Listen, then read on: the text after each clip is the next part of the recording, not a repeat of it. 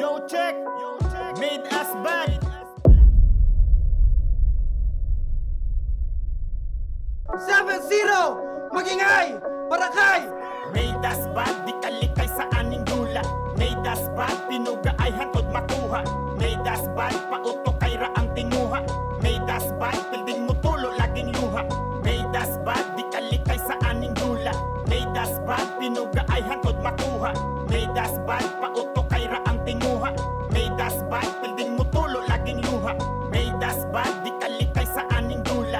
Made us bad, pinuga ay hatod makuha. Yo, Clutch Time Productions! Minas Bad Rap League 2024! Riot Uno Quarterfinals presents Bloodbath to all motherfuckers out here. Show your support, make some motherfucking noise, yo! Made us bad, pauto kay raang tinguha. Made us bad, pilding mo tulo laging luha.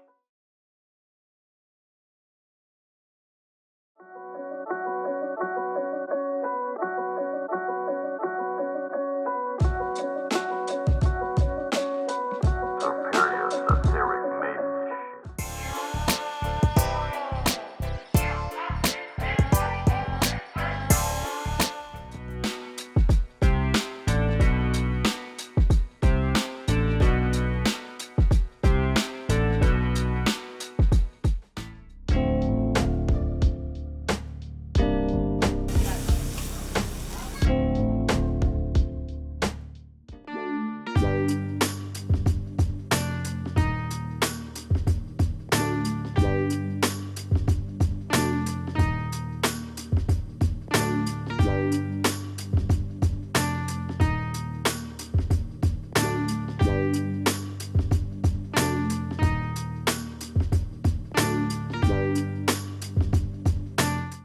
Hey yo, this Clutch Time Production, Minas Bad Rap League 2024! Riot Uno Quarterfinals presents Bloodbath to all motherfuckers out here. Show your support, make some motherfucking noise, yo! Yeah! Finest FMC versus Bara Sagera Champ on my right, reppin' Haimabu Heavyweights. Make some noise for Madon. Kung inaakalang ang uri namin ng mahina, bro, pues papakitaan kita ng kaibahan natin, halika, yo, yung may mga itlog. On my left, rapping TSM Finest Grade Magingay! Barakay! Yusef! Fuck you pistol, di na siya mabang-bang. Laging naka-beast mode kahit sa kalma. Shoutout kay Fabi, I love you. And yeah, manapon toys. First round para kay Madon! Be careful what you wish for. Ang angkop na pamagat ng palabas na to na kung saan may tagahangat, iniidolo na nagtapat. Eto na yung matagal mo ng hangad. Kaso lang imbes makasama kami, mapapasama ka ngayong gabi, Brad. Oo, mapapasama ka sa mga pangalan na malalaglag. Matik body bag to sa'kin, parang fanny pack. At ang masaklap, babae na naman ang wawasak sa'yo. Just like before, oo, iwan ka ulit. Kaya pala, Repen, there's something missing. Ulol mo, di na siya babalik. Kung mag-rap, akala nyo kung sino, no? Tapos broken-hearted pala. Sa bagay, lalaki ka nga. Sanay kang umaasa na parang wala, pero deep inside, bonjing ka tanga. Yung mga rap mo at kung paano mo sila dinudura, hindi nagtutungma. Salbahe ka sa papel, pero pag sinasabuhay mo na, bonjing ka tanga. Finalist ka ng digmaan. Pero nung naharap na siya sa panganib, bonjing ka talaga. Champion ka? Sino kalaban mo doon? Si Kila Azilak. Malamang kasi mas bonjing ka sa kanya. Tangina mo, Yonjing. Oo, si Yonjing ka na ngayon. Hindi mo din pwedeng iyabang sa amin na tinalo mo si Klasiko. Alam mo kung bakit? Kasi kayong mga baguhan lang naman ang bilib sa tulonggis na yon. Ako ang advice, pag undang ugrap kay kay angay, langay, kaayo ka mo deliver, murag driver sa patay, giatay. Oh, deliver, giatay. Nganong gipasagdan pa maninin nyo sa battle. Hatagan pa jug sama ani nga shot nga kahibaw man mo nga di jug ko ani niya kaya mahandle. Ang abi nimo lingaw-lingaw ra sa una, ginahinay-hinay nakakuha patay. Ngayon pa lang dapat alam mo nang ako si Madon, rep and heavyweights inighuman sa tournament. Si Minto sa pangalan, isa sa na heavyweights, ikaw Pangkumplito ra ka sa joke, dapat pangalan nimo anyway, pero miskan asa pa ni iagi, di jud ka kauli nga buhi iniguman ani. Round 1, Yusuf. Broken hearted daw ako. Puta, hindi. Kakasabi ko lang, I love you, Pebe. Grabe ka manansing. Mapanakit naman. Kung gusto mo manansing, pwede dito na lang. Game! Game! Maganda daw kalaban ko. Pwet! Ano ako bulag? Bakit ako papato sa peking disenyo? Kayo rin ba nafe-feel nyo? Hindi niya nga makapanan diretso. Sulat mo ba talaga yan? Aminin mo na, wag mo na isikreto. Pero hindi. Baka ambag lang. Sama mo na rin yung sa kagrupo mo. Ako, sapat ng mag-isa. Sapat na sa aking sibakin ka para makabuo, ano? Gusto mo lutuan? Luto? Lutong reaksyon ng squad mong basura. Laban sa squad kong bihirang mawala. Tingnan natin kung sinong mas masarap gumawa. Kayo ba naman pumatol ng pokpok? Tikiman talaga!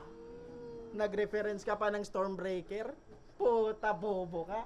Sa susunod dapat martilyo kasi pokpok ka. Oy, martilyo, pokpok. Gas-gas na yon. Pokpok, overuse na. Pero wala ka nang dapat pang sabihin. Di ba yan yung gusto mo? Yung ilang ulit kang gamitin?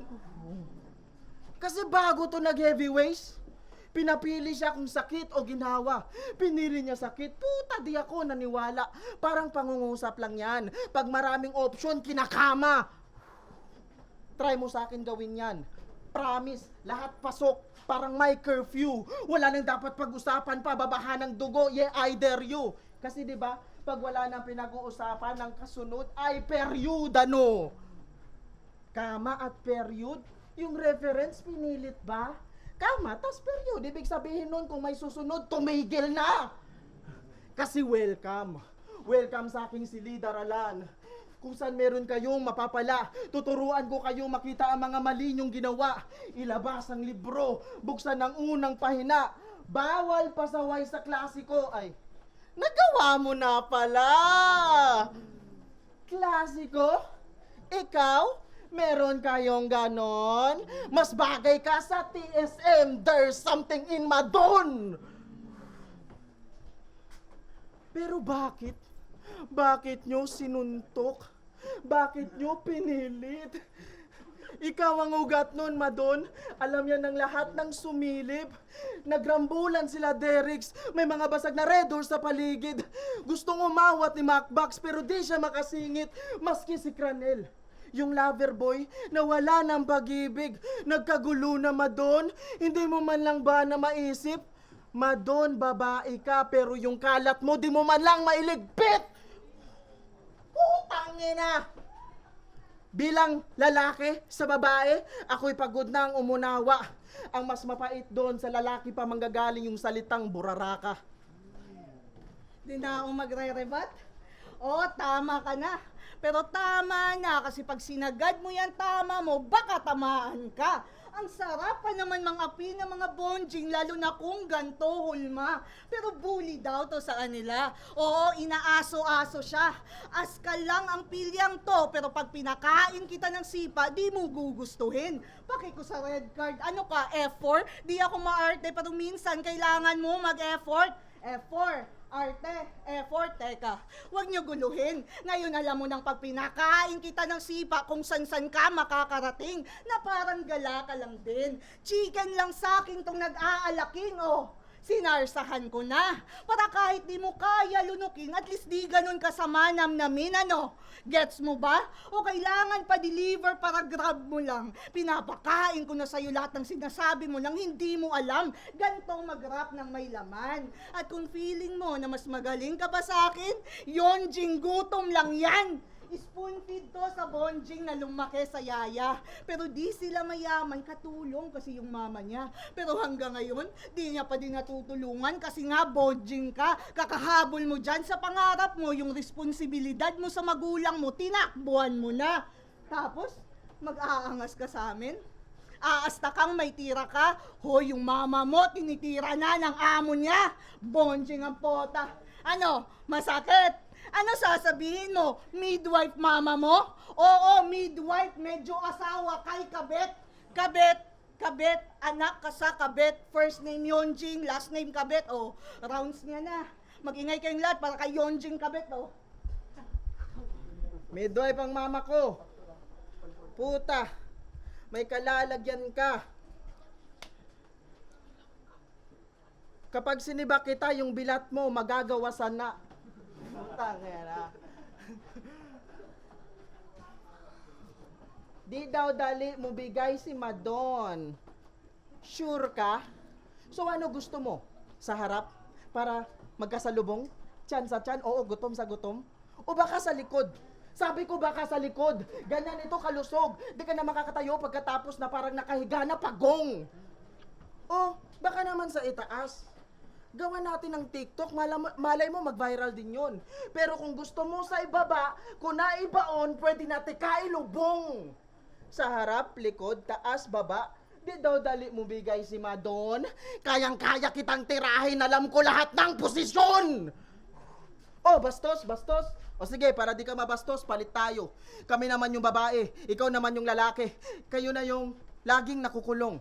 Tagapalit ng ilaw sa bubong. Taga masa ng simento, taga ayos ng motor. Kayo na yung panday, driver, at laging nasa polusyon. At kami naman yung sakit ng ulo nyo, tangina. Totoo naman, di ba? Di naman lahat, pero karamihan kayo, na parang kayo, mga delusional na akalang matatalo ako. Babae sa lalaki, ano ba nako? Di ako papantay sa babaeng bano. Di hamak na mas lamang pa ako. Walang patas-patas, walang same-same ng laro, walang gender equality sa laban na to, ano?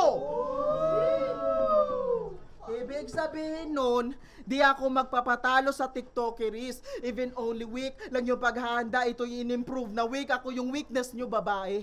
Ako si insecurities. Baga kag nawunga mo ingon kay Vance nga siya'y nanguyab nimo. Kapal mo ate. Awag imo intro. Ako si Madon. Repin heavyweights, mga dagkong tae. Tae panguyaban? Wa ka na kuyapan? Wa may ganahi sa imong kagago. Six thread, di ba may beef ka kay tae? Ako na bahala, ako malinis magtrabaho. Solid ng style nyo? Ang baho, grabe. Yan ang heavyweights, mga dagkong tae. Dagkong tae? Ah, shit! Tae, shit! Gets nyo ba yung punto? Tae, shit! Gets nyo ba yung punto? Oh! Hapit na po ko macho, kalibangon manggod ko po! Ano? Double fake joke, ganyan ang sining sis, ang basura magiging patapon pag walang creativity. Nawawala na sa hulog si Yonjing, napalala ko yata pagka-bonjing. Sabi mo dati, sugal ang buhay, ngayon alam mo nang nakuha mong lahat yon sa mama mong grabe umall in. Pero change topic na, baka bigla siyang madepress, pero grabe talaga no? Kabit yung mama mo, nakaka-impress. Tapos, kayo naman, tamang konsinti na lang para sa nakakabig, handa kayong magtiis. Di ba bawal kayo sa baboy? Eh, ba't yung kababuyan nyo intense? Pero ang hassle ay hassle, so I got nothing but respect. Kaya ako nga pinagkakalat sa lahat ng nakikinig kasi kailangan ko ng magandang dahilan kung ba't kita nililigpit. Ganto mag-rap, dikit-dikit, mukha lang hindi, pero nagtutugma lahat. Huwag kang makampante dahil maraming nagsasabi na sa battle natin, ako yung tagilid kasi hindi ako yung tipo na natutumba agad yung pagkasalbahe ko sagad. You rep me kasi ako ang finest grade. Kita mo sa bato na in Breaking Bad. Kasi itong biday kontra bida din. Oo, sinaswap ang palabas hanggang sa yung mga tulad mo na extra lang, mawalan na ng ganap kasi kung sino pa yung salinpusa, sila pa yung nag-iinaso. Alam ko pagiging rapper dama mo, pero filler ka lang tol, wag kang masyadong nakasurvive ka lang sa riot, ako tumapos ng gulo. At kaya, Bloodbath ang title ng event natin ngayon kasi alam na nilang uubusin ko kayo, ano? Anong sasabihin mo? Nagpapasulat ako. Lahat naman yata ng di nyo kaya, ganyan yung boka nyo. Kung ano-ano na agad sasabihin sa babae porket di nila agad mabola to. Pero kung gusto mo talaga na patulan kita, siguraduhin mo munang mas magaling ka pa sa akin sa kama. Oh, sinuntok na, kinwestiyon pa pagkalalaki, pero kita nyo, wala pa din siyang ginagawa. Sisihin mo mama mo sa ganyang ugali kasi nagmana ka sa kanya, kaya basta-basta ka lang din nadadali. Oh, Jed, nag-meeting ta una. Nag-meeting ta sa una. Ingon mo, minus points, pag nagdamay ug mama, puta, minus points na ka. Alam nyo anong ginawa ko? Para maging epektibo kada spit, nanood ako ng videos ng mga babaeng malandi. Naghanap ako ng solusyon.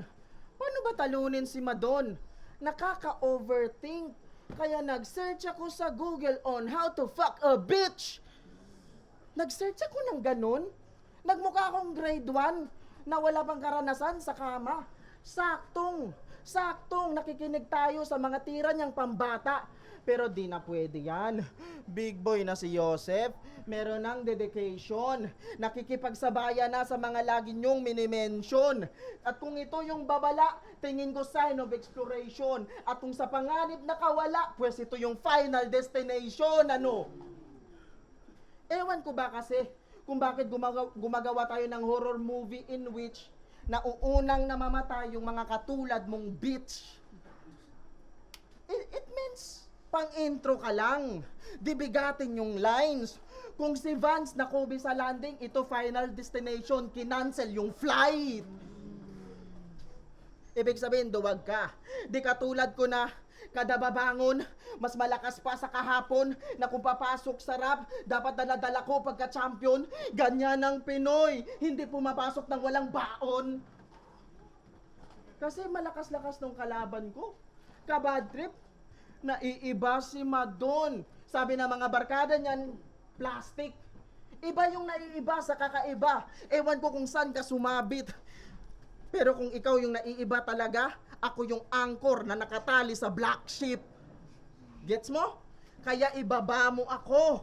Tingnan natin kung makakaabante ka. Pag ito binaba ko, tsak, atras, abante na. Oh, kita nyo yung level up. Malayo na sa umpisa. Kanina, how to fuck a bitch. Ngayon, atras, abante na. Ganyan, pag ang rap at sining nagka-developan. Yan yung gusto mong mangyari sa inyo ni Klasiko, pero di ka pinagbigyan. Aray! Aray puta! Kaya sa akin ka na lang mag-focus. Eye to eye tayo. Real, recognize real. Puta, sino nga to?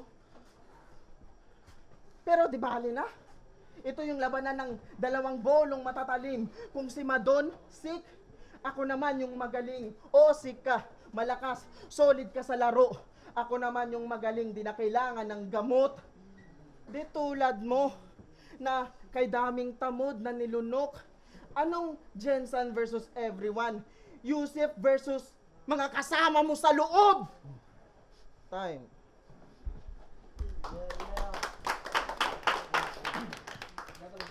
Yosef versus Madon. Magingay na ba sa laban, oh? And yeah, judges decision. 3-4. Magingay para kay Madon. Judges, diri kay Yusef, diri kay Madon.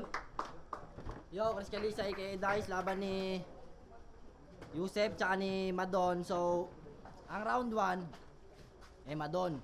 Dikit sila. Ang problema kasi may time limit, di ba? Kung hindi naman natin i-implement yung time limit kasi na yun, magmumukha lang tanga yung mga judges na iba. So, maganda yung sinabi ni Madon una. Sa round 2, malakas rin naman yung sinabi ni Yusef.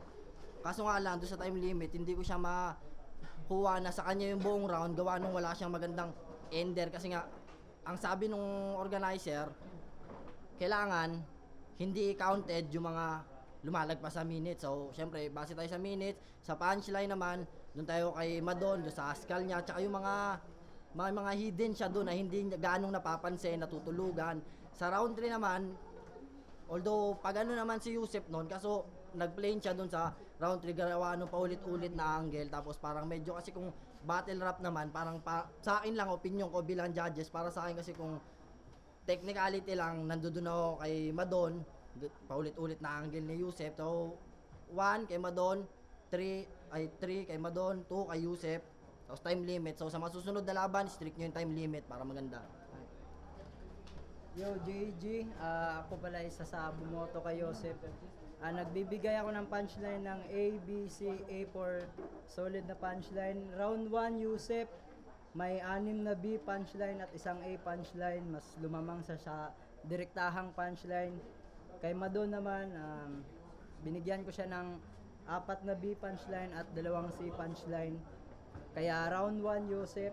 Tapos round 2, mas lumamang si Joseph kasi meron siyang mga highlight, mga A punchline at yung B punchline niya umabot din hanggang 4. Si Madon naman halos B punchline, mga 6, mas marami siyang B punchline pero lumamang ng konti si Joseph dahil sa remarkable na linya. At sa round 3, binigay ko rin kay Joseph Ron. All 3 rounds Joseph, pero every 2 minutes nagka-cut din ako ng hindi na ako naglalagay ng punchline na bilang. Yung Bigwas sa State of Mind, binoto ko si Yusef all 3 rounds. Props kay Madon, although ang lakas ng mga ginamit niya linya, pero mas natripan ko yung mga ginamit na angles ni Yusef, lalo na yung fake choke niya, lakas to. Pero props kay Madon, solid ng battle niya. Ayun, Gian Balasador. Ako yung isa sa bumoto kay Madon. Ayun, gaya nga nagsabi ng organizer is strict daw kami sa oras. Okay naman kung puntos lang ang pag-uusapan is parehas lang naman sila. Sa round 1, medyo lamang doon si Madon. Then sa second round, doon na medyo talagang haba ng setup, tapos pitik-pitik lang yung suntok. Then sa round 3 is ayun nga, lumampas na ulit sa oras. Although na may mga punchline naman, is si Madon consistent yung oras niya. Tsaka lahat ng gusto niya sabihin is nasabi niya talaga. Yun lang. Madon.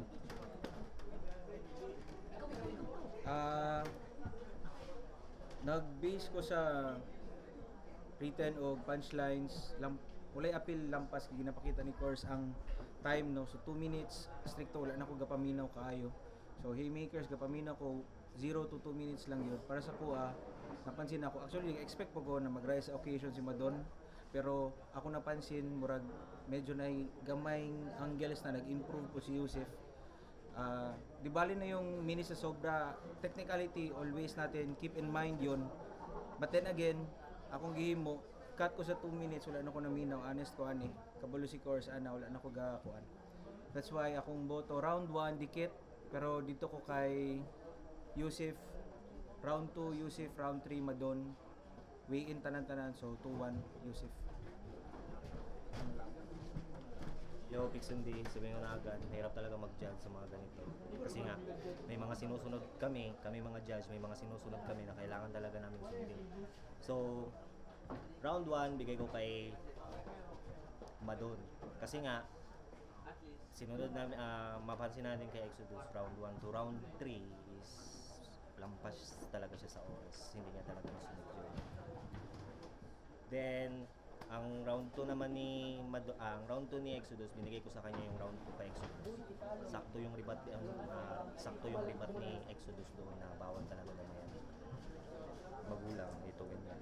Ang problema lang talaga is nasagad natin yung hindi pagkasunod ng oras. So, binigay ko yung round 1 kay Madon, round 2 kay Exodus, round 3 kay Madon. Ay sorry kay Yusef. Yun, so ibigay ko kay yung round 1 kay Madon, tapos round 2 kay Yusef, round 3 kay Madon. Kaya basta panalo si Madon. Panganib One Stop Records. Sobrang dikit ng laban. Ganun talaga pag FameC versus MC. Kailangan talaga lamangan ng MC na hindi lang dikit. Siguro nagkatalo sa angles at sumakto sa oras si Madon, at saka si Yusef naman, props pa rin sa kanya kasi kang ibang Yusef na napanood ko, pati yung stage presence. Pero para sa akin, Madon round 1, round 2 Yusef, round 3 Madon. And yeah, kita naman sa laban, tayong magawa, judges decision. So shoutout sa Mads Pastiland at sa mga sponsors natin. And solid ng laban, yawa di kayo. Solid ang laban sa round 2 diri sa Jensen, and shoutout sa mga kapatid namin sa kultura sa rap battle, Motos Battle League, tsaka sa Trono sa Oro. At again, nang di dahil sa flip top, walang minasbad. At shoutout sa media natin, James Moles, at sa kay Three Sword Cinema at sa venue natin ngayon. Salamat Kuya Chris, Pakals Kambingan. NG.